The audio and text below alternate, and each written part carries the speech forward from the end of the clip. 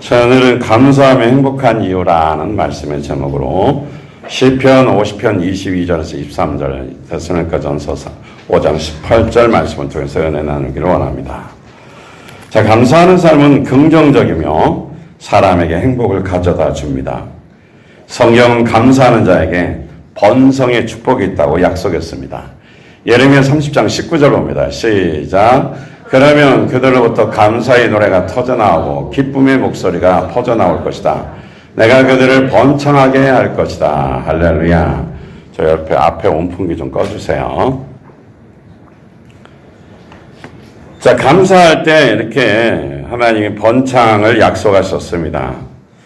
미국의 유명한 윤리학자 라이놀드 니버라는 사람은 그리스도인의 삶에 세 가지 덕목을 말했습니다. 믿음, 소망, 사랑 세 가지인데 그 중에 거기에다 하나를 덧붙였으면 좋겠다고 그랬습니다.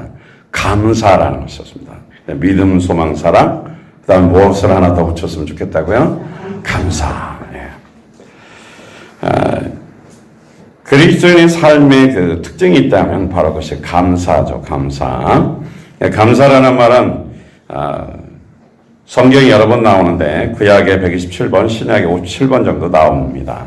184번이 성경에 기록되어 있어요. 하나님은 감사하라. 권면이 아닙니다. 명령입니다. 믿어라, 사랑하라 이런 것처럼 제재 삼으라 이런 것처럼 감사하라도 뭐라고요? 명령이라는 거예요. 명령. 하나님의 명령입니다.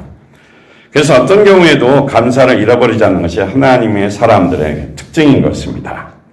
따라서 오늘은 하나님께 감사하는 삶을 살면 왜 행복하게 되는지 그 이유를 살펴보면서 은혜 받기를 원합니다. 자, 첫째, 감사하면 행복한 이유. 시작. 감사는 하나님께 영광을 돌리게 되기 때문이다. 시편 50편 23절 보겠습니다. 다 같이 시작. 감사하는 마음으로 제물을 바치는 사람이 나에게 영광을 돌리는 사람이니 올바른 길을 걷는 사람에게 내가 나의 구원을 보여주겠다. 할렐루야. 감사하는 마음으로 제물을 바치는 사람은 하나님께 영광을 돌리는 사람이라고 그랬습니다. 우리 사람이 창조된 제1의 목적은 하나님께 영광을 돌리는 것이죠. 그러면 하나님께 영광 돌리려면 어떻게 해야 되냐? 감사하면 되는 겁니다. 감사의 제사를 드리면 진심으로 감사하는 자가 되고 또 마지못해 억지로 감사하는 자가 되면 또 하나님이 또 불편하시겠죠. 그러니까 우리가 억지로 하는 그 제사 감사는 형식적인 거라는 거죠.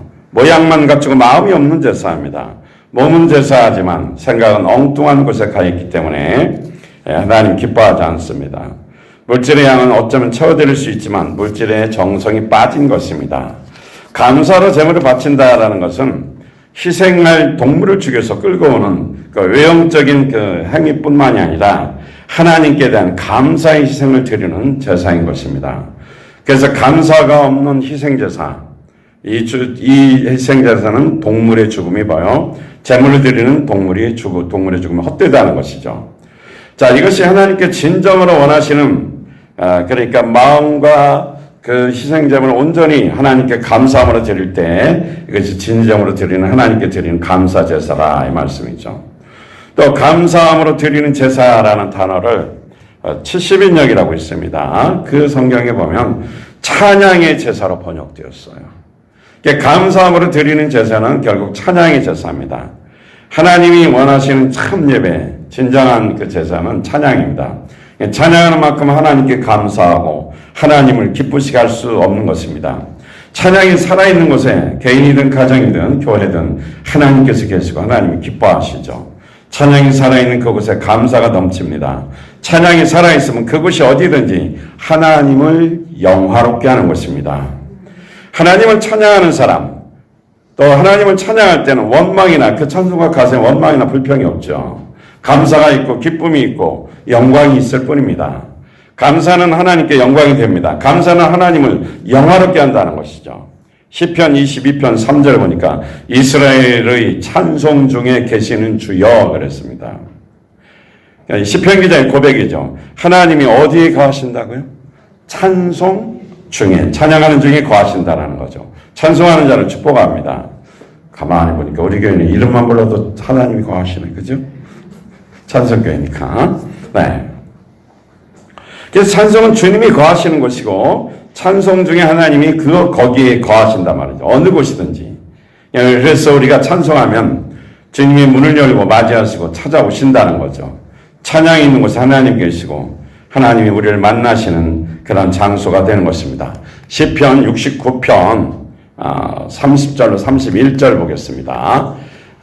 시작. 그때 나는 노래를 지어 하나님의 이름을 찬양하련다. 감사의 노래로 그의 위대하심을 알리련다. 이것이 소를 바치는 것보다 뿔을 달린 굿 달린 황소를 바치는 것보다 주님을 더 기쁘게 할 것이다. 할렐루야. 그러니까 찬양으로 감사하는 것은 어떤 다른 재물을, 황소가 굉장히 비싼 재물이잖아요. 최고의 어떤 그 비싼 예물을 드리는 것보다 진실한 찬양 한 번이 하나님을 더 기쁘게 한다는 거죠. 하나님은 물질보다 마음의 감사를 기뻐하십니다. 그래서 마음이 있어야 돼. 마음을 쏟아야 됩니다. 왜냐하면 하나님의 소유에 비해보면 물질을 아무리 많이 드려도 이 우주 만물 세상을 창조하신 하나님 앞에 그것이 얼마나 되겠습니까? 그러니까 어떻게 해요? 하나님은 물질로 만족시킬 수가 없어요. 마음을 드려야 됩니다. 황소보다 찬양의 감사를 좋아하신다는 것은 우리의 마음의 정성을 쏟아서 하나님께 감사하라 이 말씀이죠. 바리새인들을 예수님께서 굉장히 책망하셨는데 그 이유는 뭐냐면 위선의 감사를 드렸기 때문에 그렇습니다. 그들이 늘 하나님께 드리는 걸 자랑했지만 진심이 없었어요. 사람들을 비교하면서 나는 저 세리들과 같지 않고 죄짓지 않고 금식하고 하나님께 세리들과 같이 살지 않아서 감사합니다. 왜 이런 비교를 하는지 모르겠어요. 그냥 하나님과 나와의 관계인데 다른 사람을 자꾸 비교해서 비하하고 자기를 높이는 이러한 것은 위선적인 거죠. 하나님이 기뻐하지 않습니다. 그러니까 진실한 감사를 하나님 받으시지 위선적인 건 하나님 들을 수도 없다라는 것입니다. 자, 시편 50편 15절 말씀 보겠습니다. 시작. 그리고 재난의 날에 나를 불러라. 내가 너를 구하여 줄 것이오. 너는 나에게 영광을 돌리게 될 것이다. 할렐루야. 그러니까 재난당할 때, 고난당할 때, 어렵고 힘들 때 하나님께 간구하면, 기도하면 구원해 주신다는 것입니다. 응답해 주신다는 것이죠. 그러니까 우리가 하나님 앞에 어렵고 힘들 때에 또 시험이나 고난이 있을 때 간절히 하나님 앞에 기도하면 하나님이 응답하셔서 그것을 통해서 하나님이 영광 받으신다는 것입니다. 우리가 좀 특세를 하는데 피곤하신 한 두어 번 나오고 안 나오신 분도 계시고 또 열심히 나오는 분도 계신데 분명히 알 것은 우리가 하나님 앞에 온전히 함께 기도할 때 교회 이름으로 기도할 때 응답이 충만하고 하나님께서 거기서 뭐에 영광 받으신다는 것입니다. 사실 기도는 내가 아쉬워서 하는 거 아닙니까?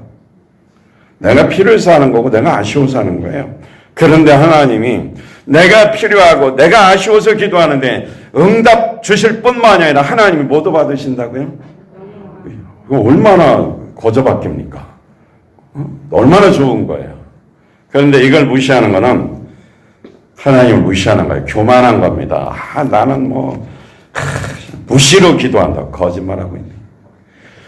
평상시 이 정해진 시간도 기도 못하는 사람이 무슨 무시로 기도해. 밥 먹을 때 3번 그리고 생각날 때 어쩌다 한번 기도하고 기도했다고. 그런 기도는 누가 못해. 지나가는 사람도 다 해. 예수 안 믿는 사람도 해요. 하나님이 계시면 한 번만 봐주세요. 근데 응답 받아요. 뭐가 달라? 예수 안 믿는 사람을 믿는 사람이나. 좀 차이가 있어야지. 하나님이 좀 책망하시는 느낌이 드는데 제가 목소리를 자제하는 겁니다. 그걸 가지고 자랑 삼아 이야기하면 안 돼요. 하나님 기뻐하지 않아요. 그게 위선자고 바리새인입니다. 제일 싫어하는 사람이에요. 하나님 앞에 진심으로 무릎 꿇어 눈물로 때로는 금식하며 간절하게 매달려 기도할 때 응답 주실 뿐만 아니라 하나님이 영광 받으신다는 거죠. 이것이 또 감사라는 거예요. 그래서 찬양과 기도는 우리의 신앙의 자세고 하나님 앞에 감사한 표현인 것입니다. 하나님이 인정하신다는 거죠. 따라서 감사는 행복한 습관이고 하늘의 보고를 여는 열쇠입니다. 나의 삶에 기적을 불러일으키는 촉매입니다. 감사는 바로 나중된 자가 먼저 들 수 있는 비결입니다. 감사는 0.3초의 기적이라고 합니다. 우리가 가슴으로 감사를 느끼는 시간이 몇 초라고요?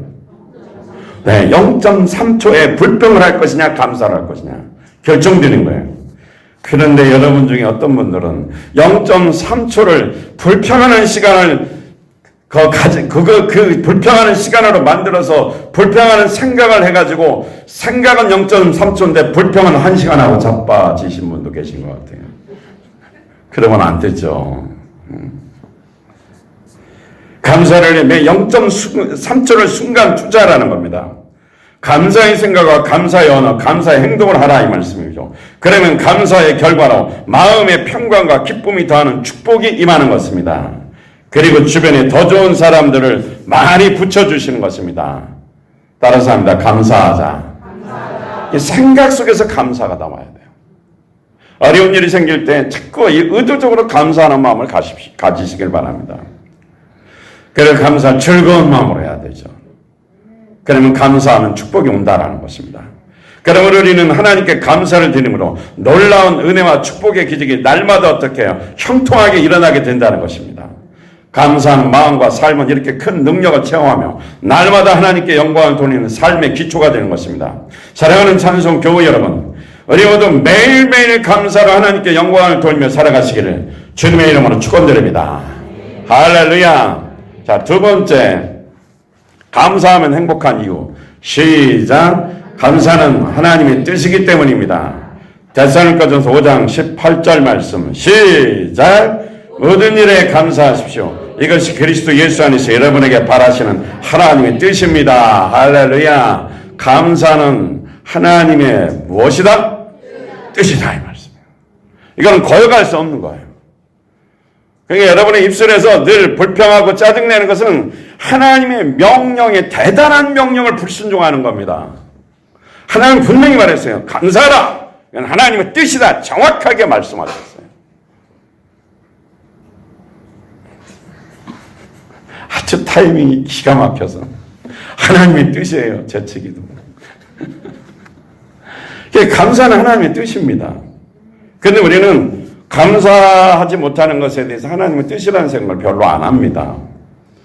분명히 성경은 말했습니다. 감사는 하나님의 뜻이다. 그리스도 예수 믿고 구원받은 게 뭡니까? 감사하는 거예요. 예수 믿고 구원받은 예수 그리스도를 예수님께서 나를 죄에서 구원하신 구세주이시며 그분이 부활하신 하나님으로 믿습니다. 그리고 그는 내 인생과 내 삶에 나의 모든 것, 내 삶과 가족과 직장과 또 사업장과 또 나의 가족과 나의 모든 것의 주인님이시라는 거죠.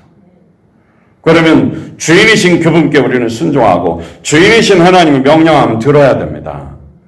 하나님 뜻이라는 거죠. 뜻. 우리 영권의 제자 만드는 것은 교회의 존재 목적입니다. 이것도 하나님 뜻이죠. 그러나 우리 삶 가운데 매일매일 뭐예요? 감사하는 것. 하나님께 감사하는 것. 그래서 하나님의 뜻입니다. 감사는 무엇이다? 거절하지 마세요. 우리는 뭐 좀 이렇게 윤리적으로 도덕적으로 이렇게 잘못하는 것은 하나님의 뜻을 거역했다 생각을 합니다. 그런데 가장 중요한 기본적 신앙생활의 기본이 되고 기초가 되는 감사하지 못하는 것에 대해서는 회개하지 않습니다. 감사는 하나님의 뜻입니다. 시편 기자는 내가 전심으로 주께 감사하며 신들 앞에서 주께 찬양하리이다. 감사와 찬양이 있었어요. 우리의 삶이 감사하는 것에서 당연한 것입니다. 종교개혁자 칼빈은 이런 말을 했어요. 외식하는 신자, 그 겉으로만 이중적이죠. 이런 신자는 위급할 때만 하나님께 기도한다 그랬어요. 그러나 그 위험에서 건짐을 받은 후에는 감사할 줄 모른다라는 거 이렇게 지적했습니다. 그러나 아쉬울 때만 기도하는 사람은 어떤 사람이라고요? 위선자, 바리새인 같은 사람이라는 거죠. 그 이런 사람 문제가 해결되면 어떻게 해요? 또 감사 없어요. 그게 바로 위선자라는 거죠. 자, 돈키호테의 작가 세르반테스가 있죠. 이분 이런 아주 좋은 말을 했네요. 인간이 범하는 가장 큰 죄는 감사할 줄 모르는 것이다. 지옥은 배은망덕한 무리들로 가득 차 있다. 그러니까 은혜를 배반한 자, 감사를 모르는 자, 늘 남에게 누명을 씌우고 좋은 건 생각은 안 하고 잘해준 건 99개인데 하나 잘못한 거 가지고 그것만 계속 씹고 또 씹고 씹고 또 씹고 그것만 울고 먹는 사람 어떤 사람이다? 배은망덕한 사람. 지옥 갈 사람들이라는 거죠. 그래서 이렇게 위급할 때만 그 기도하고 위급할 때만 하나님의 도움을 요청하는 자는 위선자라는 거, 이중적인 사람이라는 거죠. 우리는 이런 사람이 되면 안 되겠죠? 교인들이 이런 사람이 되면 안 되고, 그리스도인이 적어도 예수님을 구세주 주님을 믿는다면 이런 성격은 가지면 안 됩니다. 늘 감사하는 마음 가져야 돼요. 그러니까 교회를 다닐 때 조건부로 다니는 사람은 위선자가 많아요. 뭐 예를 들어서 뭐를 줄 테니까, 네가 교회 오면 내가 뭐를 줄 테니까 이렇게 와라. 그렇게 와서 자기 믿음을 가지면 되는데, 그냥 믿음도 없는데 마지못해서 뭐 큰 거 준다고 하니까, 좋은 거 준다고 그러니까 따라오는 사람이 있어요. 그래서 이제 막상 받으니까 처음에는 좋았는데 시간 지나니까 좋은 그 감사하는 마음 사라지니까 어떻게 해요? 다시 옛날로 돌아가고 또 이렇게 배신을 하고 배은망덕하죠. 그러면서 또 그 사람은 또 그 사람을 이용합니다. 막 이게 이제 뭐 연기를 하는 거죠. 막 교회 안 간다고 그러고 그만 다닌다고 그러고. 그러면 그 전도하고 싶은 사람은 또 조건을 제시합니다. 이번에는 그 사람이 뭔가 요구하는 게 있으니까 그걸 또 주겠다. 그러니까 또 어떻게 해? 그러면 또 한번 못 이기는 척하고 주일날 몇 번 나오고 뭐 하는 척합니다. 그러다가 또 약발 떨어지면 또 안 나오고. 제가 이런 사람은 예수 믿는 경우로 그래서 기억이 없어요. 기억이 없어. 그냥 불쌍한 거예요. 여러분 예수 믿고 구원받는 거 아무나 받는 게 아니에요. 정말 하나님의 사랑과 선택인 사람 많습니다. 어떤 사람 평생을 교회를 다니며 열심히 신앙생활하다 마지막에 지옥 가는 사람이 있어요. 그 사람은 늘 이중적이고 위선자로 조건부로 교회를 다녔기 때문에 예수님을 안 믿은 거예요. 믿는 척한 거죠. 저는 우리 찬성교회 성도들 중에서 위선자나 믿는 척하는 사람, 그런 척하는 사람이 한 사람도 없기를 기도합니다. 정말 이런 사람 되면 하나님 뭐 주시면 하겠습니다. 그거하고 상관없어요. 내 영혼이 어떻게 구원받고 내가 아쉬워서 하나님을 찾고 하나님 앞에 나와야 됩니다. 어리니까 어떻게 해요? 처음에는 달래는데 이것을 평생 울고 먹으면 나중에 하나님도 기뻐하지 않을 수밖에 없는 거예요. 뭐 죽게 교회 와라. 이런 상황에 오는 분들 참 불쌍합니다. 우리는 자발적으로 내가 아쉬워서 와야 돼. 처음에는 혹시 그런 조건으로 왔을지라도 예수 그리스도를 영접하고 만난 후에는 변화가 일어나야 됩니다. 이제는 내가 주는 자가 돼야 되지. 자꾸 요청하면 안 된다는 거죠. 그런데 사람이요, 다 그렇게 손 벌리고 사는 사람은 평생을 그렇게 살더라고요. 그러니까 믿음 가질 수가 없어요. 여러분들 예수 믿고 구원받거든 하나님 앞에 간절히 기도하면서 손 벌리는 사람이 아니라 주는 자가 되시기 바랍니다. 그리고 힘들고 어려워도 그래 하나님이 나를 축복하시고 이 연단을 통해서 나를 만드셔서 하나님이 더 인격적으로 예수님 만나게 할 뿐만 아니라 나를 더 귀한 자로 존재로 주님 쓰임받기 위해서 이렇게 축복하시는 것이야 하면서 감사합니다라고 고백하라는 거죠. 힘들 때 감사해야죠. 그래서 잔머리 쓰지 말라는 거죠. 어떻게 하면 울고 먹을까 이런 머리 쓰지 말라는 거예요. 감사하라는 거죠. 할렐루야. 시편 50편 22절을 볼까? 이런 사람을 향해서 하나님 어떻게 징계하시고 말씀하시는지 봅시다. 시작. 하나님을 잊은 자들아 이 모든 것을 깨달아라. 그렇지 않으면 내가 너희를 찢을 때 구하여 줄 자가 없을까 두렵구나. 하나님께 감사의 마음이 없고 늘 불평하면 이건 하나님이 잊어버린 자야. 이런 사람 어떻게 하느냐. 이런 사람들은 환경을 원망하고 사람들을 원망하고 미워하고 불평합니다. 그러니까 하나님께서는 이 사람들 하나님이 잊어버린 자예요. 그럼 이 사람들 어떻게 하냐. 찢어버린다는 겁니다.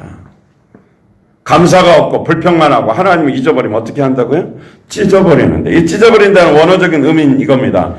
우리 동물왕국 보면 맹수가 자기 먹잇감을 찾으면 막 달려가서 어떡해요? 옆구리부터 찢어가지고 막 가죽 찢어대면서 막 뜯어먹는 거 보이죠? 그게 찢김 당하는 거예요. 하나님이 그렇게 찢으면 살 방법이 어디 있어요? 감사하지 않고 불평하면 하나님이 그 사람의 영혼을 다 갈기갈기 찢어버릴 수도 있는 거예요.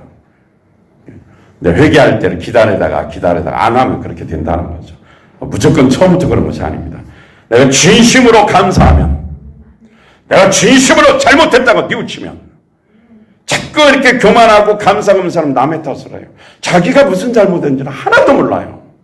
이런 사람 하나님 어떻게 한다고요? 여기 벌이 다니는 것 같아. 벌써이거든 회개하세요. 또 내수는 거 아닌가 모르겠다. 제일 높은 데 있으니까 내가. 조심해야 됩니다. 남의 탓만 합니다. 자기 잘못은 하나도 몰라요. 사실 잘 이렇게 이야기하다 보면 상대방의 잘못 하나도 없어요. 다 자기가 잘못한 거예요. 그럼에도 불구하고 자꾸 그걸 합리화시켜서 만나는 사람마다 누구 때문이다고, 누가 옛날에 이렇게 해서 그렇다고, 이렇게 과거를 가지고 자꾸 말하면서 위선자라는 거죠. 돈키호테가 말하기를 이런 범죄는 감사할 줄 몰라서 그런다는 거예요.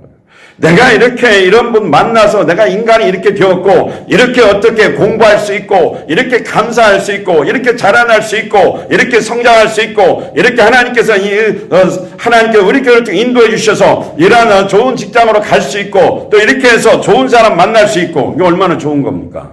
근데 좋은 거는 하나도 기억을 안 하고 99가지 잘해줬는데 한 가지 가지고 물고 늘어지는 거예요. 이런 사람하고 결혼하면요, 남편도 아내도 평생 불행합니다. 그 집에는 웃음이 없어요. 아무리 남편이 잘해도 여자는 불평밖에 안 해요. 여자가 아무리 아내가 잘해도 남편은 어떻게 불평밖에 안 합니다. 왜냐하면 이런 집안이라 감사할 줄 몰라서 그런 거예요. 이 집에는요, 집이 좋고 차가 좋고 돈이 많고 막 어디 여행도 많이 다니고 그 다음에 뭐 세상 것 줄 것 다 즐겨도 한 가지만 없어요. 두자. 에? 감사. 그치, 감사가 없으니까 행복이 없는 거지. 그 집은 행복하지가 않아요. 감사가 없으니까 당연히 그렇게 되겠죠.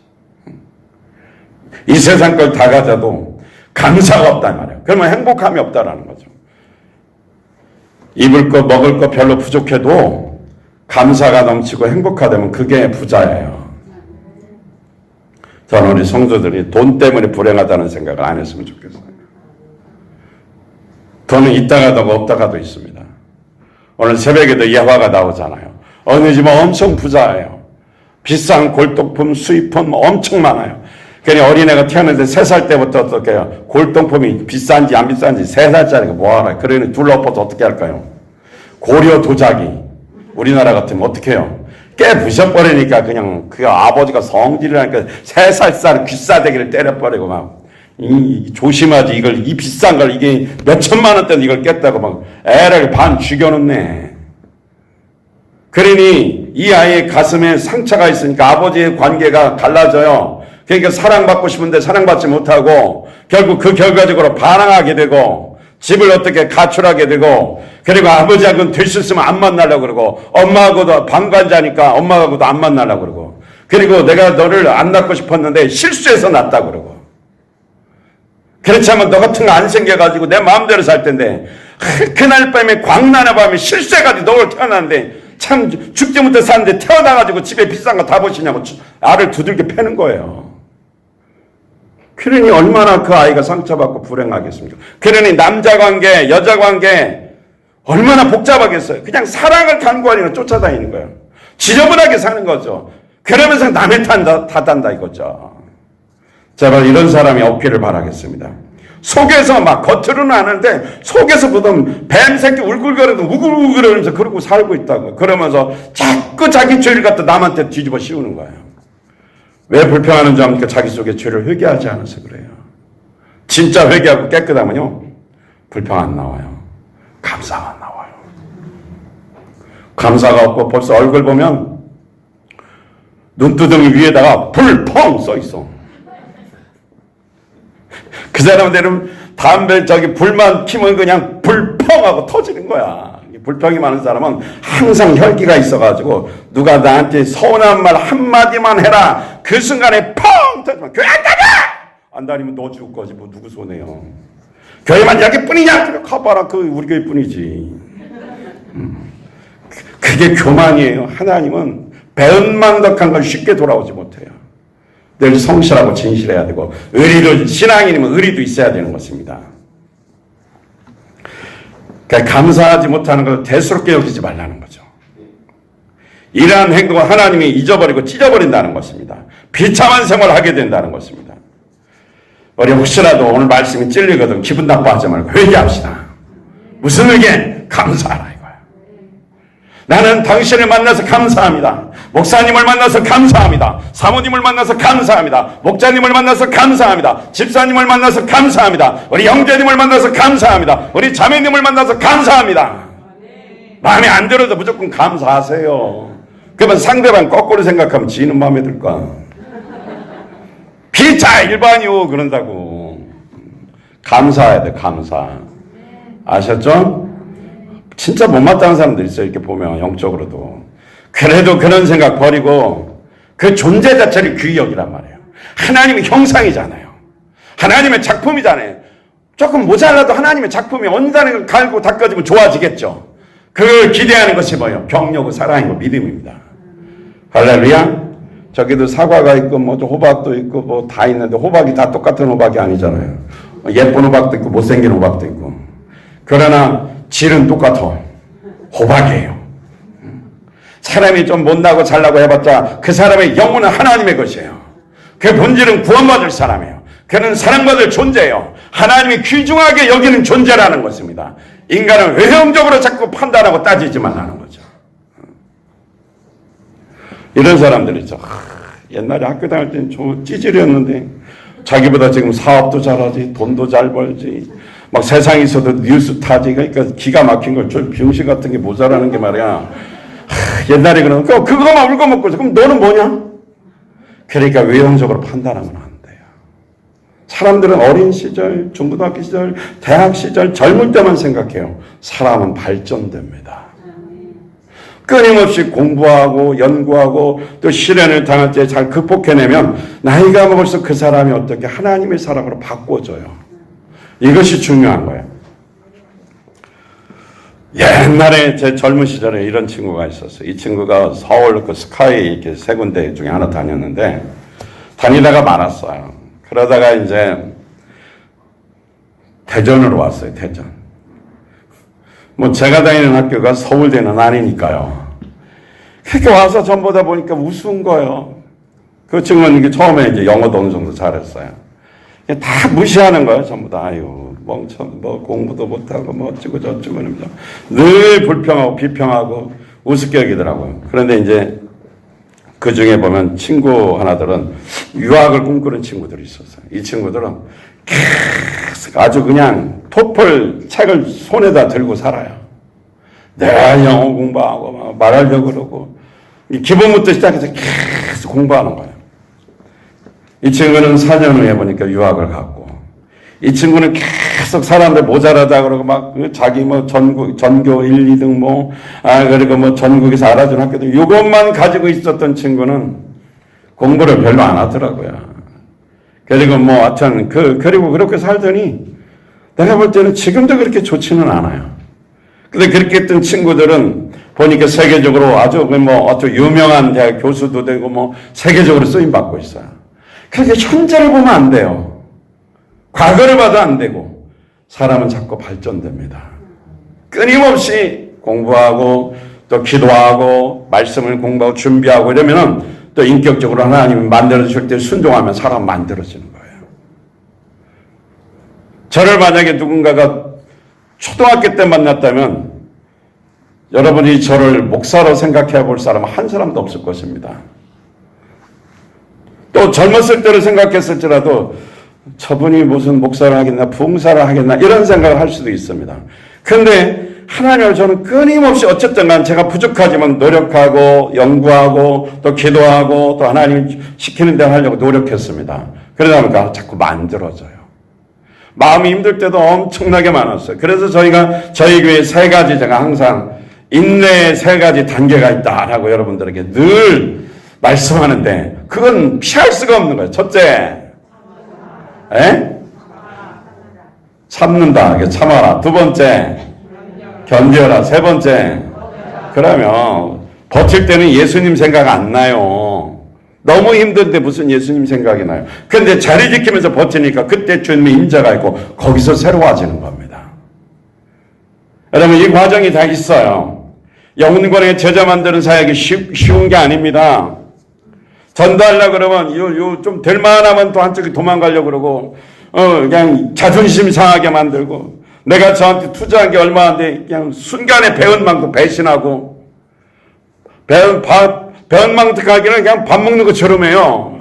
그리고 양심도 없어요. 그런 부분에 미안한 마음도 없어요. 오히려 화내면서 당당하고 떳떳합니다. 그러니 그냥 그 사람 사랑하고 싶겠어요? 에이, 지옥이나 가라. 그걸 포기하고 싶지. 그러니까 하나님이 에이, 지옥이나 가는 그분에게 어떻게 말하는 줄 알아요? 아가야, 참어라. 내가 너를 향해서 얼마나 참았는데. 아가야. 그런데 등 두드려줘요. 아가래, 아가.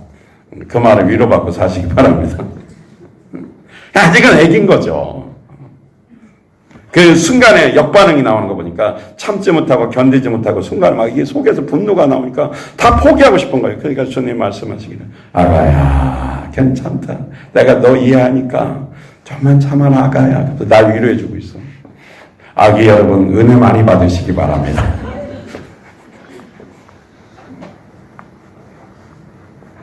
때로는 내가 죄의식이 많고 막 힘들 때도 있어요. 그때 꼭 주님이 이렇게 말씀하시는 것 같아요. 그래도 내가 너를 사랑한다, 아가야. 그런 느낌이 들어요. 아기들 많이 은혜 받으시기 바랍니다.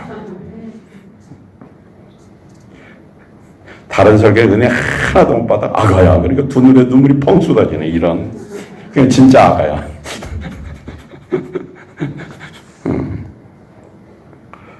앤드류 머레이라는 그 신학자가 있습니다. 십자가의 차이라는 글이 있는데 예수님께서 두 제자를 데리고 길을 가다가 무게가 똑같은 십자가를 두 제자에게 나눠줬어요.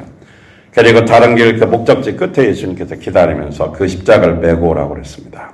첫 번째 제자는 길 끝에 이렇게 당도하기까지 그는 항상 어떻게 해요? 감사합니다. 고백해서 감사하는 마음으로 십자가를 짊어지고 주님이 계신 거기까지 가서 십자가를 넘겨드렸어요. 그랬더니 주님께서 등을 두드리면서 얘야, 아주 잘했다 너. 칭찬해 주시고 인정해 주셨어요. 두 번째 제자도 또 그 제자는 이튿날 저녁에, 그러니까 그건 아침에 도착했는데 이튿날 더 늦게, 거의 하루 늦게 도착했죠.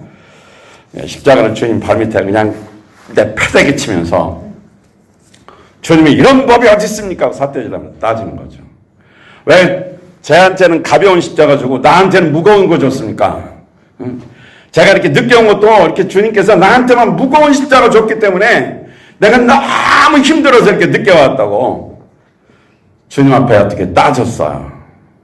그랬더니 예수님께서 그 제자를 보면서 굉장히 슬퍼하셨어요.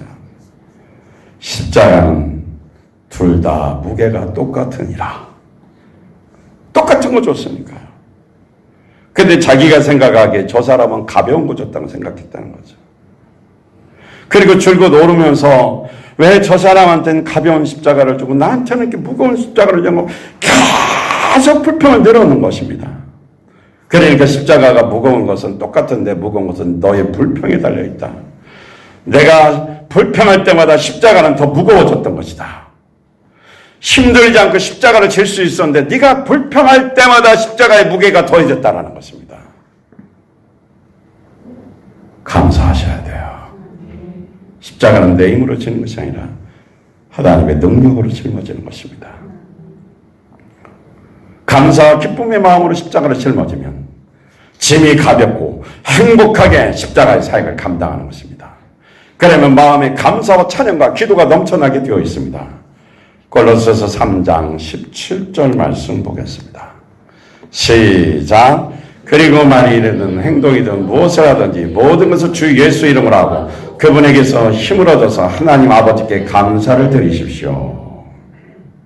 예수 이름으로 감사하고 예수 이름으로 어떻게 해요? 하나님은 찬양하고 예수 이름으로 일하라는 거죠.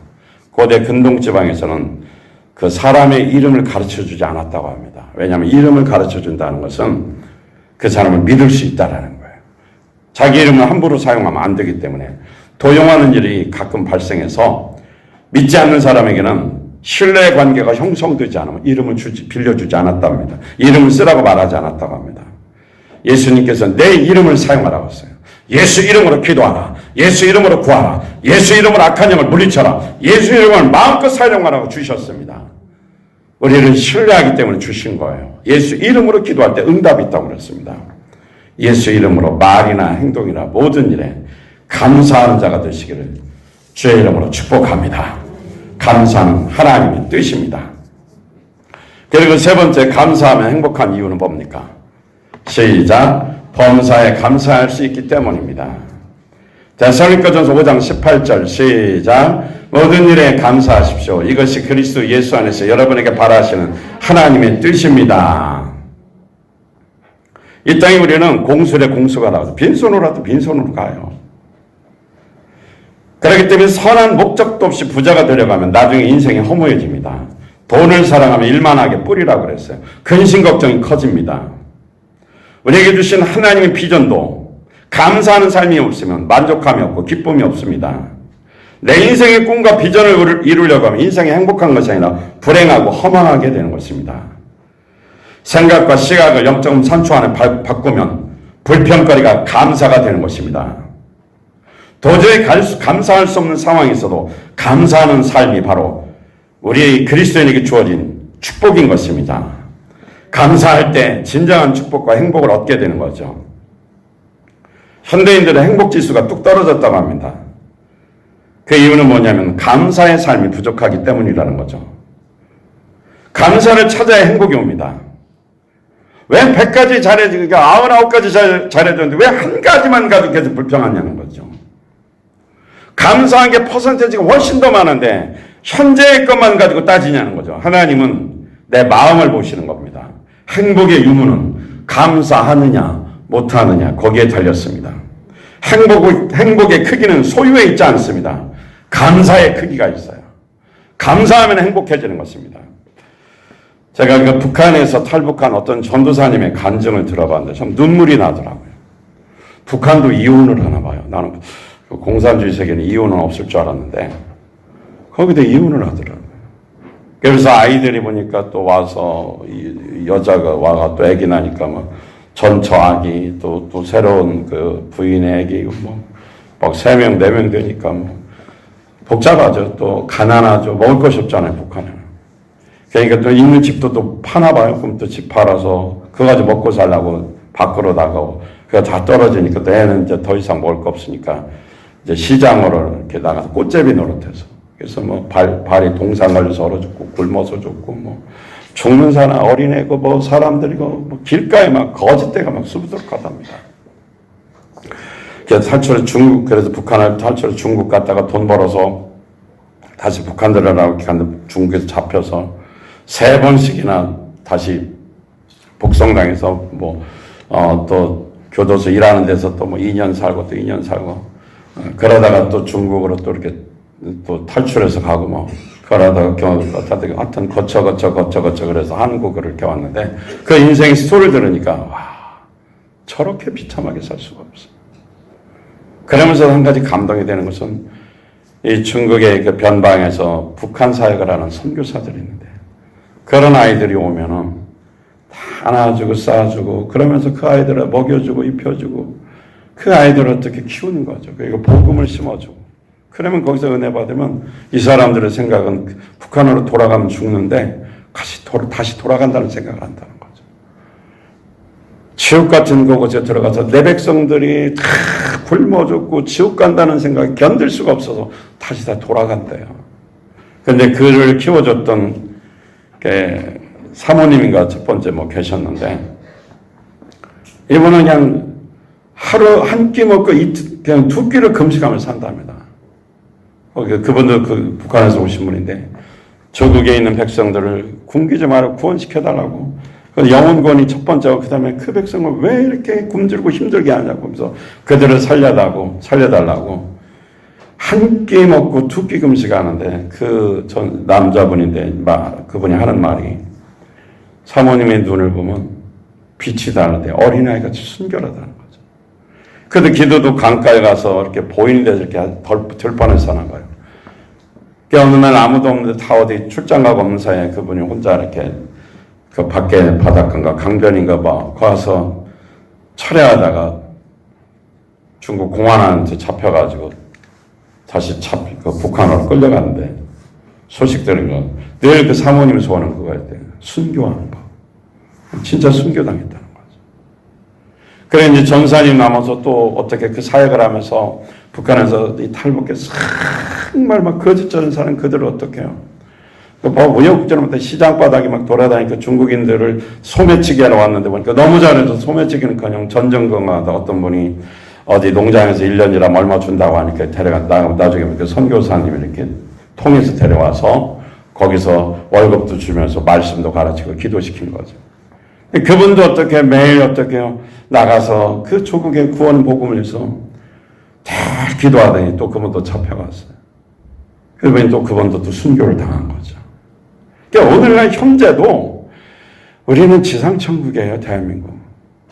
여러분, 지금 조금 힘들다고 제발 불평하지 맙시다. 우리 같은 민족인데도 불구하고 저 북한에 사는 그 백성들을 보면 짐승처럼 살고 있어요, 이야기 들어보면. 저는 그걸 좀 눈물이 엄청나더라고요.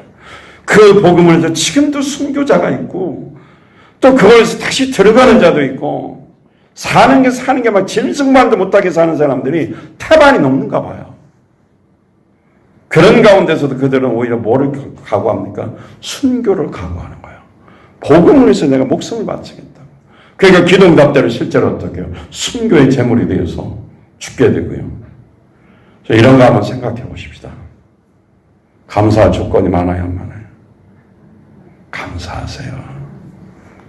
굶어 죽는 것도 아니고 옷 따뜻하게 잘 입고 마스크가 넘쳐나가지고 잘 끼고 있고, 애들 마스크 주면은 우리 엄마가 마스크 많이 사놨어요. 그리고 안 받는 애들도 많아요. 그러니까 우리 지금 한국엔 지금 저 네팔이나 어떤 선교지 같은 데는 제3세계는 마스크 없어요.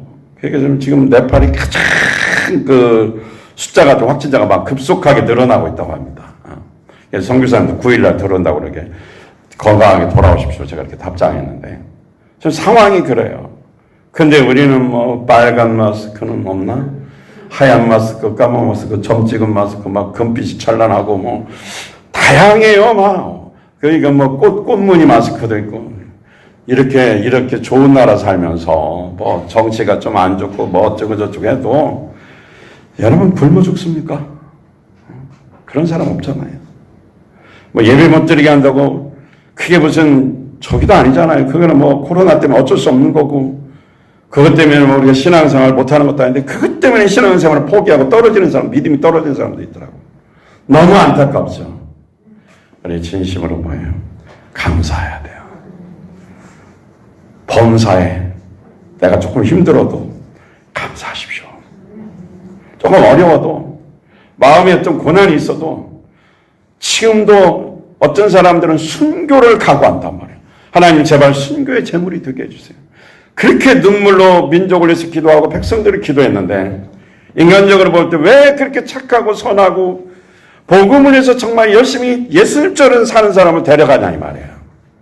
인간적으로 보면 너무 안타깝죠. 그런데 하나님 편에서 보고 그 영혼의 편에서 보면 최상의 상급이에요. 순교는 최고의 상이거든요. 그러니까 가장 힘든 곳에서 가장 아름답게 살 때 하나님이 천국으로 불러간 거죠. 우리는 그런 것도 아니잖아요. 먹고 살려고 그냥 먼 부딪히고 이리 부딪히고 저리 부딪히고 생떼 쓰면서 살잖아요. 그럼에도 부족한 것은 없단 말이에요. 감사하십시오. 순결하게 살다 이렇게 오늘이라도 천국 가는 사람도 있고, 오늘이라도 고통 속에서 죽지 못해 사는 사람도 있더라는 겁니다. 저 사람들을 왜 죽어야 되는데 질문을 던지는데 이해가 안 간다는 거죠. 소년들이 꽃잡이에다가 잡히면 한 방에 어른 뭐 3명인가 5명 들어가는데 40명을 때려 집어넣는데요, 애들을.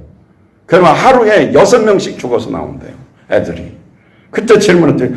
왜 저렇게 고난당하다 굶다가 죽어야 됩니까? 왜 저들은 왜 죽어야 됩니까? 하나님께 질문했다는 거죠. 우리는 모르죠.